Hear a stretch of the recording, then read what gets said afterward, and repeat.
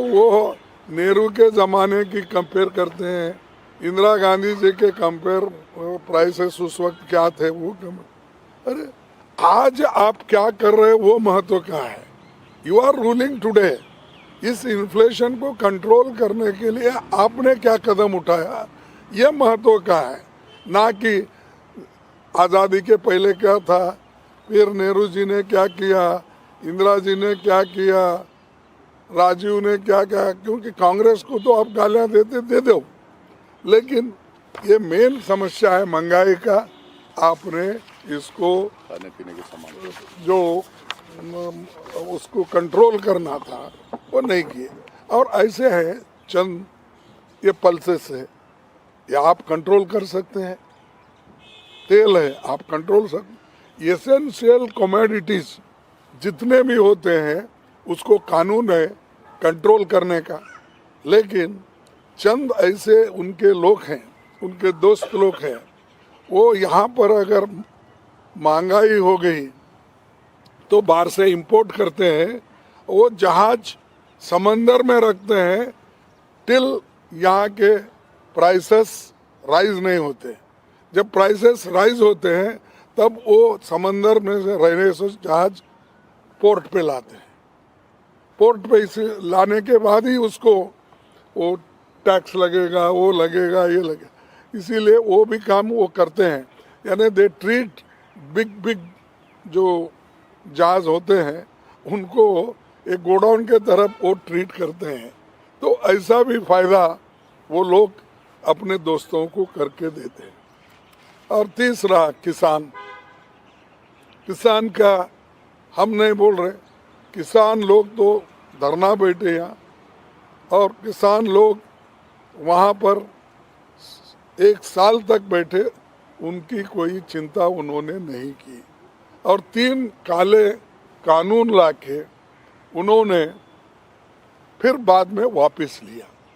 तो इसका मतलब ये है कि समझदारी नहीं है, और उससे किसानों को फंसाया जा रहा है कि एक तरफ मैं एमएसपी ज़्यादा कर दूँ बोले, मैं किसान की आमदनी डबल करूँगा बोले, कहाँ है वो सब।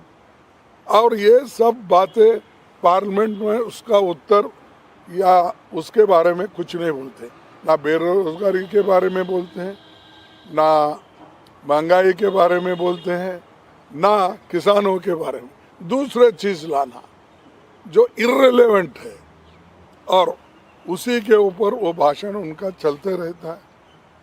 तो ये किसान का मुद्दा भी बहुत बड़ा है, और वो जो उनका वायदा था 4 घंटे पे दो ये अपना डबल आमदनी करने का, वो कुछ भी नहीं है। और ट्रैक्टर पे, इस पे, ये जो एग्रीकल्चर इक्विपमेंट्स है उनके ऊपर भी जीएसटी लगाया गया। और एमएसपी की गारंटी तो छोड़ो, मोदी की गारंटी बोलो, ये गारंटी लिखो ना। जो आपने कहा कि मोदी की गारंटी एमएसपी थी, मैं नहीं कर सका, नौकरियां 2-2 करोड़ हर साल देना था, मैं नहीं कर सका, ये मोदी की गारंटी है ना। अब नया गारंटी निकले हैं, तो ये जो है इसके बारे में। और सामाजिक न्याय, देखिए सामाजिक न्याय वो बहुत बोलते हैं, मैं president of India schedule caste को बनाया, मैं शेड्यूल ट्राइब को बनाया, मैं फलानों को बनाया। अरे ये इम्पोर्टेंट नहीं, ये तो बनते रहते, तुम्हारे पार्टी की एक पॉलिसी रहती, हमने भी बनाया। हमने तो ऐसे नेताओं को शेड्यूल कास्ट के प्रेसिडेंट बनाया जो इंटरनेशनली फेमस थे। मैं ये नहीं कर रहा हूँ, कोई इनको क्रिटिसाइज नहीं कर रहा हूँ, मैं इनका भी महत्व मैं जानता हूँ, लेकिन अच्छे पढ़े लिखे लोगों को और अच्छे इंटरनेशनली फेमस जर्नलिस्ट थे, फिर एम्बेसडर थे, फिर वाइस प्रेसिडेंट बने, फिर उसके बाद में वो प्रेसिडेंट ऑफ इंडिया बने। वो शेड्यूल कास्ट है।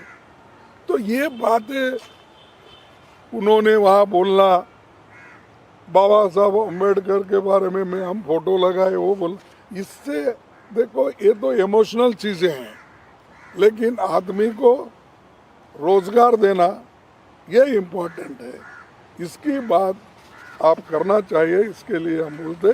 और सामाजिक न्याय उस वक्त मिलता है हर चीज़ में आप लोग भागीदारी देना चाहिए। पब्लिक सेक्टर्स क्यों इंसिस्ट कर रहे हैं? पब्लिक सेक्टर्स अगर ज़्यादा बने, बड़े बड़े बने, तो उसमें एम्प्लॉयमेंट ज़्यादा मिलता है और SC ST OBC का वहाँ पर एक परसेंटेज जो मिलता है वो परमानेंट मिलता है।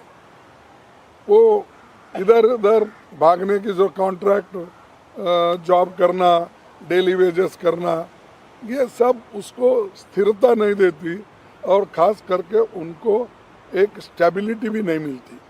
तो इसीलिए हम चाहते थे कि पक्की नौकरी दो, गवर्नमेंट सर्वेंट में पक्की नौकरी दो, पब्लिक सेक्टर्स में दो, और अगर स्मॉल स्केल इंडस्ट्रीज उसमें इन्वॉल्व करना है तो उनको एस्टैब्लिश करके उनके हाथ में दो। जैसा आप करोड़ों रुपए बड़े बड़े कॉरपोरेट को देते हैं, थाउजेंड्स ऑफ करोड़ लोन देते हैं, क्यों नहीं इनको जितना उनके धंधे के लिए, उनके काम के लिए 5-10 करोड़ होना है तो देकर आप उनको एस्टैब्लिश करो। वो नहीं करते, वो नहीं बोलते। अपनी भाषा अच्छी है और हिंदी में सब कुछ बोल के हम निपटा लेंगे, तो उससे आर्थिक परिस्थिति भी बढ़ती नहीं, उसके इन्फ्लेशन भी कम नहीं होता, उससे एम्प्लॉयमेंट भी ज़्यादा नहीं होता। तो ये, और 5वां पॉइंट है लोकतंत्र पे खतरा। ये ज़रूर है, क्योंकि एक तो अब डरा डरा के, धमका के इलेक्ट्रल बॉन्ड भी, पैसा भी आप वसूल कर रहे हैं इंडस्ट्रीज के पास। हमने नहीं पूछा, अभी तुमने चाबी फिराते हो पीछे, वो आगे आके देते हैं, वो सब छोड़ के हमने किसी को पूछा नहीं, किसी को तंग नहीं। तंग कैसा करते हैं? ED की नोटिस भेजना, CBI की नोटिस भेजना, CBC की भेजना, और किसी ऑफिसर भी अगर उनके सुनता नहीं तो विजिलेंस को उसको रिपोर्ट करा। ऐसा तंग करके अपने पास लेते हैं। और इलेक्ट्रल बॉन्ड का भी इन्होंने इतना, फिर इससे पहले 10 साल पहले अगर उनके आइडियोलॉजी पे ही है, फिर इतने पैसे क्यों नहीं जमा होते थे, अब क्यों जमा? सो ये इनडायरेक्टली हरासमेंट, प्रेशराइज करके आप इलेक्शन में पैसा ले रहे हैं, और ये पैसा डेमोक्रेसी को ख़त्म करने के लिए यूज़ कर रहे हैं। 411 MLAs को 10 साल में उन्होंने अपने तरफ लिया। अब मैं ये नहीं कहता कितना पैसा दे के खरीदे, क्या करे, वो नहीं, लेकिन आपको तो मालूम है कितने सरकारें हमारे इलेक्टेड थे, जैसा कि मध्य प्रदेश, कर्नाटक, मणिपुर, गोवा, उत्तराखंड, ये सब आप जानते हैं कैसे गिरे ये, कि उनको इसमें ये डेमोक्रेसी को ख़त्म करना उनका काम है। और जो लीडर बोलता है उसको एक थ्रेट, मेरे को परसों मोदी जी के भाषण में मैं कुछ भाषण किए तो मेरे को 4-5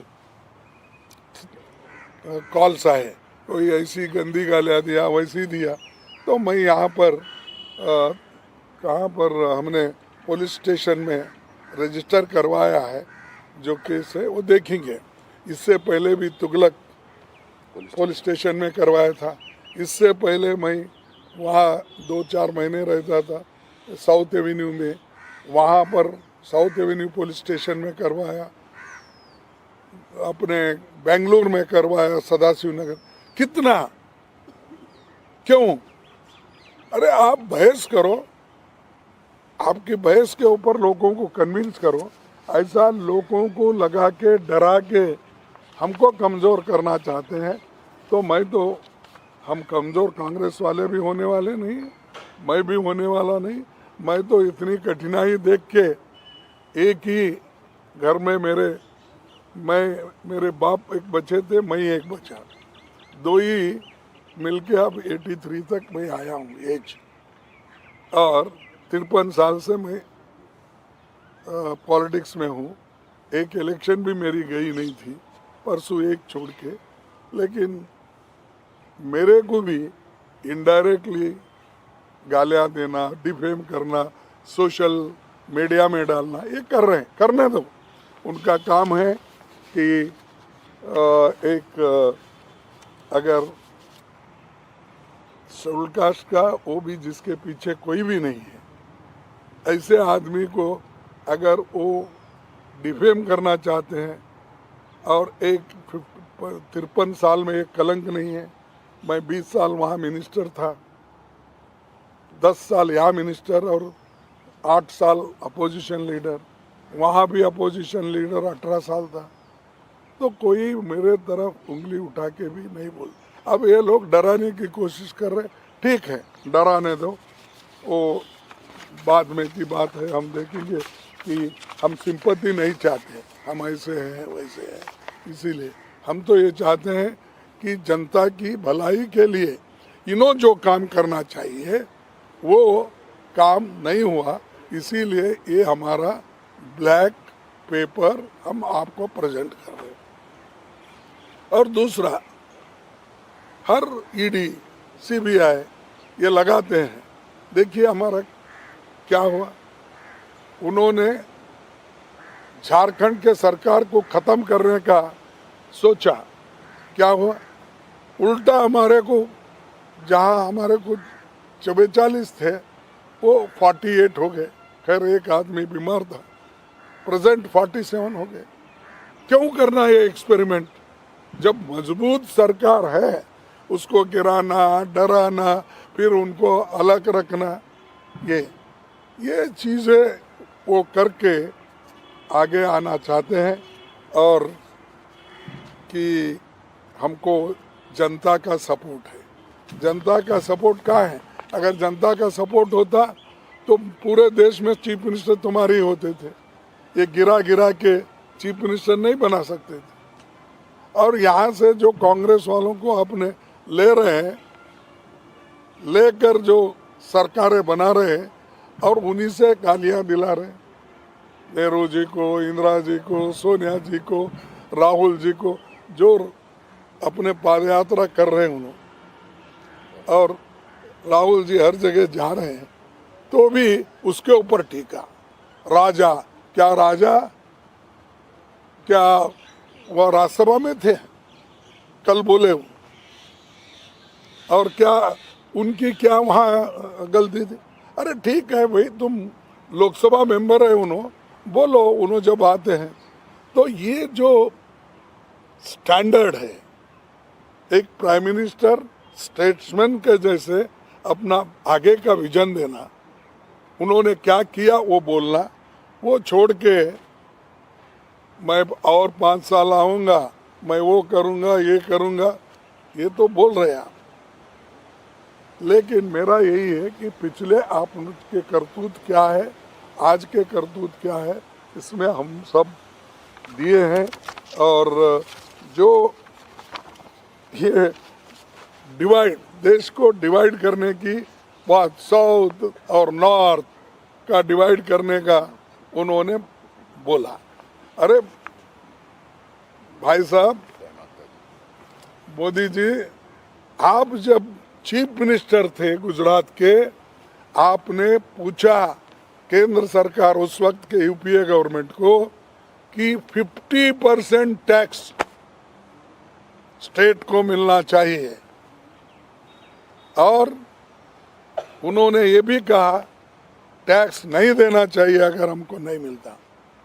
ये भी उदाहरण उन्होंने दिया, 48,600 करोड़ मैं टैक्स देता हूँ गुजरात और मेरे को 2.5% वापिस मिलता है।